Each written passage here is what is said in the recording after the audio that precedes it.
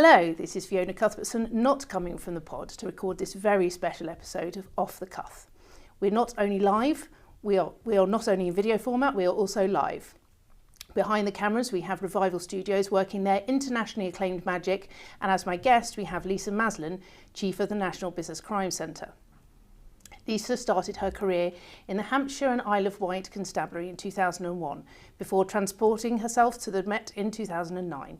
She has held a variety of roles, including time on the front line as Forces Control Room Chief Inspector and Staff Officer to an Assistant Commissioner. All this means is that she brings a wealth of experience in crime prevention to the NBCC, stemming the tide on business crime and retail crime, which is really very important. There are 20 million retail thefts a year and over 400 incidents of violence and abuse against retail staff every day. And for everyone else, it turns everyday shopping into a higher cost, higher risk experience. So how are we going to stem the tide? Well, it's time to hear from the expert. Lovely to see you, Lisa. Thank you very much for joining us here. Thank you, Fiona. Good morning. So firstly, what inspired you to become a police officer?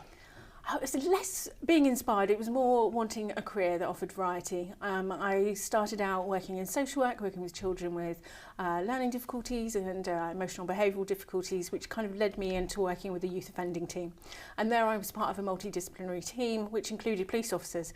And they just seemed to have a great, varied job. And I thought, I'd like to do that. I'd like to be a bit more present in the community. I'd like to prevent things rather than dealing with things after the fact. So yeah, I applied. I felt incredibly guilty at training school because I was surrounded by people. It was the only thing they'd ever wanted to do. But I literally woke up one day and thought, I'm going to apply. So I did. That's amazing. And when you worked on the front line, did you have any moments when you felt in over your head? Yes, loads, especially early in my career. I think when I was 28 when I joined, and I felt like I came with a lot of skills from working and dealing with people who didn't necessarily want me around. But I guess the levels of violence and aggression was the thing that really sort of made me feel like, is this the right thing for me, and am I over my head?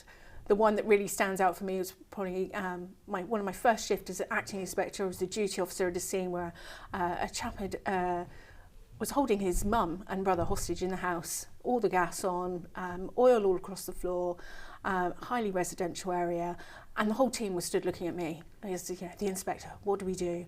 And it was quite terrifying. It all resolved very nicely. I did receive a commendation for it, but certainly when my mum came, when I was collecting my commendation and watching her reaction to what I'd done, I did promise I would never do it again. But like I say, it all resolved very, very well. But yes, there's been many times when I felt over my head. Wrong, but I don't think it's there to protect the criminal at all. I think it's there to protect all of us, and I challenge anyone to really sort of work with local policing to identify where they think that's a problem, if they feel like the CCTV is working in the favour of the criminal rather than the victim. Well, Lisa, thank you so much for coming on today. It's been very interesting to hear about you and your fight against crime, where you came from, and how important it is to ensure that everybody works together and that we're not in a silo. As you say, politics is beyond politics, really, this kind of thing, isn't it? Yeah. So thank you very much to the viewers, who I hope have enjoyed this live show as much as we've enjoyed making it. And if you have any questions regarding the podcast beyond those that were already sent through, please feel free to comment. If you think it's worth coming back, please look at my YouTube channel, and there will be more live and more video podcasts to come. And if you feel you need something to tide you over to the next podcast, please buy my book Party Games on Amazon. And on that note, I'll see you next time. Hope you have a good week, one and all.